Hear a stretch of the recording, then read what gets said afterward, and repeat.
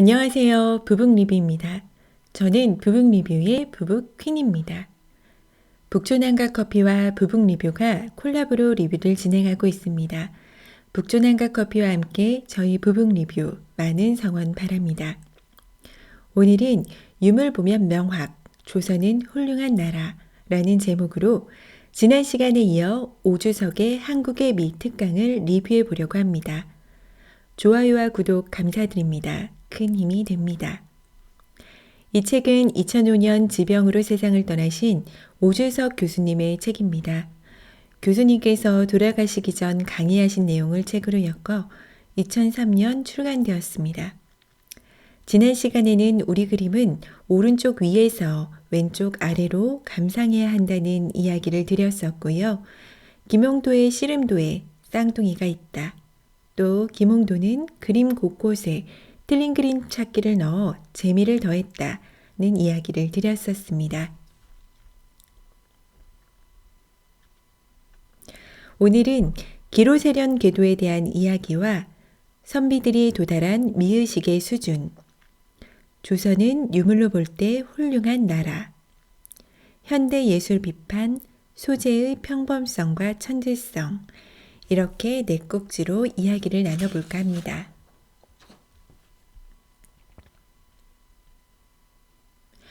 기로세련 궤도. 말이 참 어렵네요. 여기서 기로란 60세 이상의 노인을 뜻하는 말이고요. 기로세련 계회라는 건 나이 드신 분들이 모인 잔치라고 생각하시면 됩니다. 순조 4년에 송도 만월대 아래에서 기로세련 계회가 열렸고요. 개성지방에 은퇴한 관리 64인과 기타 200여 명이 참석한 잔치의 모습을 기록으로 남기기 위해 김홍도에게 그림을 기르도록 한 것이 바로 이 작품입니다. 텍스트를 보실게요. 예쁜들 잠치 참 재미있습니다. 한가운데 주치를 한 빨간 탁자를 놓고 백자 항아리에 꽃을 꽂았는데 저 꽃은 무슨 꽃일까요? 저것은 생화가 아닙니다. 우리 조상들은 산 꽃을 잘라서 꽂는 것을 좋아하지 않았습니다. 궁중에서 잔치를 해도 전부 종이꽃을 만들어 꽂았지요. 이것을 지화라고 하고 그 지화 만드는 과정을 지화를 꽃 피운다 라고 했습니다. 이 가운데 있는 붉은 상을 두고 하는 이야기입니다. 상 위에 하얀 도자기가 있고요. 하얀 꽃이 꽂아져 있네요. 그런데 이 꽃이 진짜 꽃이 아니라 종이로 만든 꽃이라고 하죠. 예전에 대학 다닐 때 에리 프롬의 저서 소유냐 존재냐라는 책을 읽은 적이 있는데요. 에리 프롬은 책을 대하는 태도에 있어서 소유하는 태도보다는 존재하는 태도가 바람직하다 이야기를 하고요. 소유하려고 하는 삶의 양식은 꽃을 꺾지만 존재하려고 하는 삶의 양식은 꽃을 꺾지 않고 지켜본다고 했습니다. 우리 조상들은 꽃을 꺾는 걸 싫어했으니 존재하는 삶을 추구했던 것으로 보이지요. 또 개인적으로는 소반이나 탁자에 관심이 있는데요. 위 주치를 한 빨간 상은 구족, 그러니까 개구, 다리 족자 써서 개다리 소반의 다리처럼 안쪽으로 말려있는 것을 볼 수 있습니다. 밖으로 말려나간 S자 다리를 흔히 호족반이라고 하죠. 호랑이 다리라는 이야기입니다. 제가 요새 소반에 관심이 많아서 그림 중 그 부분이 눈에 들어옵니다. 또 손님들이 1인 1상을 받는 모습도 눈에 들어오고요. 북한산 아래에 은평한옥 마을이라고 혹시 아시나요? 그곳에 소반을 제작하시는 양병용 작가님의 소반으로 꾸민 카페가 하나 있습니다. 그곳은 모두 1인 1상, 즉 한 사람이 하나의 소반을 차지하도록 내부 인테리어를 해놓으셨어요. 잊혀져가는 우리나라 전통상인 소반을 활용한 카페의 모습이 참 신선하게 다가왔었습니다. 근처에 계신 분들은 한번 방문해서 소반을 구경하시면 이 김홍도의 기로세련 궤도도 달리 보이는 부분이 있으실 것 같아요. 저도 개인적으로 고소반 몇 개를 가지고 있고요. 예전 사람들은 소반을 어떻게 사용했을까 궁금하기도 했었는데 이런 그림을 보고 있으니 실감이 확 되는 부분이 있습니다. 일종의 역사적 사진이나 마찬가지인 거죠. 옷을 좋아하시는 분들은 아마 그림 속 사람들의 입은 옷이 또 눈에 들어오실 거라고 봅니다. 자, 그럼 저렇게 소반의 식사를 하시는 분들은 누구일까요?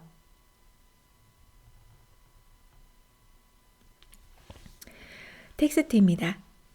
1804년경 송도 상인들은 갑자기 부유해졌습니다. 당시 중국에 아편 환자들이 많이 늘어서 그 치료에 고려 인삼이 특효약이라고 알려지면서 값이 천정부지로 많이 올랐기 때문이죠. 그만큼 개성 상인들의 사회적인 힘이 전체적으로 대단해졌습니다. 그래서 나라한 임금님 아니면 상당한 권문세가에서나 부를 수 있었던 단원 김홍도 같은 최고의 화가에다가 예서의 대가 유한지며 행서명필, 홍의영 같은 최고의 서예가들을 총동원해서 그들 잔치에 이를테면 기념 촬영을 한 겁니다. 조선 400년 그늘에 가려 있었던 고려 유민들의 실력이 이제는 이만큼 컸다 하는 것을 보여주기 위함이었겠지요. 이런 역사적 가치에서 보아도 이 그림은 사실 국보로 지정되어야 하는 훌륭한 작품입니다. 처음 말씀드렸던 것처럼 지역 유지 64명이 참석을 했고요. 송도 상인들이 모인 잔치 자리인 거죠. 이 작품은 4개의 부분으로 구성되었다고 볼 수 있는데요. 전체 그림을 다시 보실게요. 맨 위에는 이 그림이 어떻게 그려졌는지에 대한 글이고요. 이 아래 부분은 참석한 명단이 적혀 있습니다. 이 상단 부분을 보시면 개성에 있는 송악산의 모습입니다. 가운데 있는 부분이 의뢰받은 잔치의 기록 부분일 테고요. 이 그림이 잔치 모습을 그림으로 남겨달라는 의뢰를 받아 그린 그림이니까 당연한 이름입니다. 그리고 아래 부분이 김홍도의 해학적인 요소를 볼 수 있는 풍속화라고 할 수 있겠습니다. 이 그림을 보면 구걸하는 사람들, 술에 취한 사람, 또 흥이 나서 춤을 추는 사람, 저기로 구경 가자며 잡아 끄는 사람 등 여러 인물들의 모습이 재미있게 그려져 있습니다. 해학은 확실히 우리 정신과 우리 미의식에서 중요한 부분을 차지하는 것 같습니다. 그래서 작품 하나에 산수화와 기록화 그리고 풍속화가 전부 담겨 있는 것이라고 볼 수 있겠죠. 이런 특징은 흔치 않은 것이기 때문에 저자의 주장처럼 국보가 되어도 될 듯해 보입니다. 선비들이 도달한 미의식의 수준. 조선은 선비의 나라, 일본은 사무라이 나라입니다.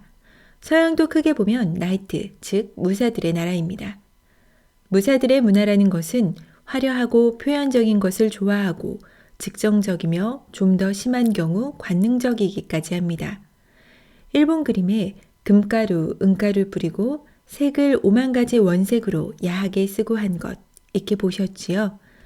반면에 선비들이란 본래 은은하고 점잖은 것을 좋아합니다. 따라서 표구를 할 때도 우리나라에선 비단에 이렇게 무늬가 요란한 것을 쓰지 않고 그저 단색으로 옅은 옥색 바탕을 위아래로 민폐로 깔고 말아요. 김홍도의 송하맹호도라는 그림이 있습니다. 여기 보이는 그림입니다. 소나무 아래 있는 용맹한 호랑이의 모습이네요. 이 그림을 비롯해서 옛 그림의 70% 정도가 일본식으로 표구가 되어 있다고 합니다. 지금 보이는 이 모습이 일본식 표구로 된 송하맹호도인데요. 이 그림을 보시면 호랑이의 기계가 뻗어나가지 못하고 그림 속에 갇혀있는 느낌이 납니다. 바깥 표구 부분이 금빛 국할무늬며 구름 문양 등으로 장식되어 있어서 정신이 사납기만 하죠. 반면 오른쪽을 보시면 정승을 지내신 채제공의 초상인데요. 표구가 일본의 그것과 확실한 차이가 있습니다. 이런 표구에서 나타나는 한국과 일본의 차이를 저자는 선비와 무사의 차이로 이야기하고 있습니다. 이 채제공 초상의 표구를 보시면 옥색 표구, 민트색이라고 해도 무방할 듯한데요. 우리의 이 민트색 표구가 굉장히 현대적이고 세련되게 느껴지지 않으시나요? 생각을 해보면 이 채제공 초상에서 나타나는 옥색 표구, 또 소반이나 서안 같은 고가구, 그리고 우리들의 조각보 같은 것을 보면 굉장히 현대적이고 세련돼서 어떤 미감이라는 것이 우리가 굉장히 앞서가고 있지 않은가 하는 생각이 듭니다. 세련되기만 하면 긴장감 같은 게 있을 텐데요. 이런 긴장감도 잘 해소하면서 현대적인 세련미를 예전부터 구사해 왔다는 생각이 듭니다. 몬드리안이라는 화가가 있죠. 조각보 같은 거 비슷하게 그린 추상화가요. 이 서양 화가가 어떤 분야를 개척했다고 알고 있지만 우리는 그 전부터 남은 옷 조각을 이용해서 비레미를 추구하고 조각보를 만들었잖아요. 굉장히 빠른 것이고 훨씬 폭넓게 일어났던 일이었지요. 대부분의 여성들이 다 했던 것이고요. 이런 면에서 볼 때 단순히 우리 것이어서가 아니라 더 좋기 때문에 우리 것에 관심을 가지게 된다고 봅니다.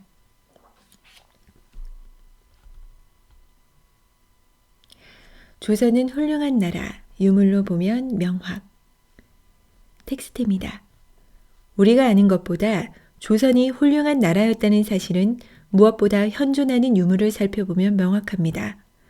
아까 실 바늘처럼 정밀한 선으로 수천 번에 걸쳐 그린 호랑이 그림도 소개드렸고 화성 성역 의궤 같은 경이로운 공사 보고서 내용도 말씀드렸습니다만 화성 또한 유네스코가 지정한 세계 인류의 문화유산입니다. 이 수원 성각은 지을 때 인부 한 사람 한 사람에게 전부 노임을 지불했을 뿐만 아니라 원래 성곽 위치에 민가가 여러 채 놓여 있는 경우는 아예 성벽이 그 집들을 비껴가도록 설계 변경까지 했었습니다. 김홍도의 송화 맹호도가 털 하나하나를 꼼꼼하게 그렸다는 이야기를 하시고요. 또 수원 성곽을 지을 때 인부들과 민가에 대한 배려를 많이 했고 선비들이 과소비를 하지 않으면서 백성들로부터 많은 호응을 얻어냈다는 이야기를 하십니다. 설계 변경은 그런 지배계급의 사려 깊음을 이야기하고 있고요. 그러면서 조선 미학의 특징을 이렇게 이야기하고 계십니다. 공감이 가는 부분이고요. 보실게요. 저는 올해 호암미술관에서 개최한 조선 목가구 대전이란 전시에서 서안 하나를 보고 깊은 감명을 받았습니다. 전시장에 들어서자마자 한눈에 들어온 사랑방 가구들의 그 조촐한 맛이라니. 선비의 나라만이 가지고 있는 맑은 줏대가 비추어 보였습니다. 조선 문화는 점잖고 소박하지만 그 안에 비범한 안목이라고 할까 정신적인 격을 중시하는 아주 섬세한 측면이 있습니다. 이제 새 시대를 맞아 우리에게 맞는 새로운 문화를 만들어 나가야 되겠지만 아무튼 500년 조선의 역사 속에 굉장한 저력이 있었다는 점만은 새삼 분명히 의식해야 할 때라고 생각합니다. 공감이 가는 부분입니다. 품이라고 하기에는 좀 소박하고 품격이라고 하면 또 너무 거창해 보이는 어떤 소박하지만 꼿꼿한 격조 같은 것이 있습니다. 그리고 이것이 굉장히 섬세하고 도달하기 어려운 수준의 조선 미학이 도달했다는 생각이 드는데요. 정신적인 격이라고 표현을 하셨죠. 품위보다는 좀 더 건조하고 품격보다는 좀 더 검소한 느낌의 미의식이라고 해야 할까요? 그런 수준의 격조를 조선 선비들이 추구했고 그 자체로 멋있으면서도 또 동시에 현대의 심플을 추구하는 미의식과도 상통한다고 생각합니다. 저자의 말처럼 우리에게 맞는 새로운 문화를 만들어 나가야 되겠지만 이런 유산을 적극적으로 참조할 필요가 있다고 생각합니다. 현대 미술 비판, 소재의 평범성과 천재성, 또 책을 읽다가 공감 가는 부분이 있어서 소개합니다. 저자는 김홍도의 황묘 농접도를 소개하면서 이야기하는데요. 노란색의 털을 가진 고양이랑 나비의 모습을 그린 그림이네요. 동감하는 부분이 있어요. 평범한 소재로 엄청난 걸 그렸다면서 이게 천재의 표징이라고 말합니다. 보겠습니다. 한껏 강조한 아름다운 색채의 조화, 편안한 느낌을 주는 안정된 삼각구도, 그리고 양쪽 윤곽선을 가는 붓으로 따라 그린 쌍국법, 소소한 자풀까지도 일일이 정성을 들였다. 다양한 소재를 함께 그렸는데 거기엔 오랜 삶 속에 형성된 알뜰한 문화의 상징이 담겨 있다. 또 그림의 소재 여부를 가리지 않고 무엇이든 잘 그렸다는 것은 바로 진정한 천재의 표징이기도 하다. 현대회화는 개성이란 어리석은 간판을 내세워 유난스러운 것, 구석진 것을 과도하게 추구하는 경향이 있다.